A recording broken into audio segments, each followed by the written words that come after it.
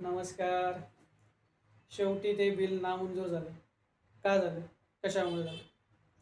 131वी घटना दुरुस्ती विधेयक, महिला आरक्षण बिल. पण महिला आरक्षण बिल तर 2023ला सप्टेंबर महिन्यामध्ये पास झालं होतं. मग त्याचा काय संबंध आता? 2023ला महिला आरक्षण बिल पास झालं होतं, पण त्याची अंमलबजावणी झाली नव्हती. त्या टायमध्ये लोकसभेच्या इलेक्शन वेळेस लोकांनी सांगितलं होतं त्याची अंमलबजावणी करून टाका. पण जनगणना हे कारण पुढे देऊन त्यावेळेस ते बिल लागू करण्यात आलं नाही किंवा त्याची अंमलबजावणी करण्यात आली नाही. तर त्याचा विषय आत्ता का आला? का ते बिल अचानक बोलून ते मंजूर करण्याचा प्रयत्न का करण्यात येतो? तर त्याची काही कारणे आहेत. महिला आरक्षण बिलाच्या जोडीलाच मतदारसंघ पुनर्रचना विधेयक, ज्याच्यामध्ये जशी जशी लोकसंख्या वाढत जाते तसं मतदारसंघांची संख्या वाढवली जाते, ज्याच्यामध्ये खासदारांची संख्या वाढली जाते. म्हणजे हळूहळू होतं त्या गोष्टी. जर खासदारांच्या संख्येत वाढ झाली तर याचा फायदा नक्की कोणाला होईल? तर याचा फायदा हा उत्तर भारतातल्या लोकांना जास्त होईल, असं दक्षिण भारतातल्या राज्यातल्या लोकांचं म्हणणं आहे किंवा विरोधकांचं म्हणणं आहे. का? तर गेल्या 30-40 वर्षात दक्षिण भारतातल्या राज्यातल्या लोकांनी लोकसंख्येवरती नियंत्रण मिळवलं आहे. त्याच्यामध्ये त्यांची लोकसंख्या उत्तर भारतातल्या राज्यातील लोकसंख्येपेक्षा कमी आहे.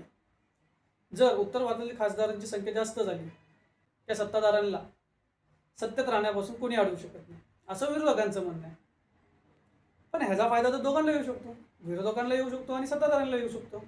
शेवटी मतदान तर जनताच करणार आहे, भारतातल्या नागरिकच ठरवणार आहे सत्तेवरती कोण बसणार आहे. मग ह्याला विरोध करण्याचं कारण काय? ह्याला विरोध करण्याचं कारण म्हणजे एकच, की सत्ताधारी त्यांच्या हिशोबाने मतदारसंघाची रचना करू शकतात, संख्या वाढवू शकतात आणि त्यांना जिथे फायदा आहे त्याच दृष्टीने ते विचार करू शकतात, असं विरोधकांचं म्हणणं आहे. मग ही गोष्ट किती खरी आहे आणि किती खोटी हे तुम्हाला पण चांगलं माहिती आहे.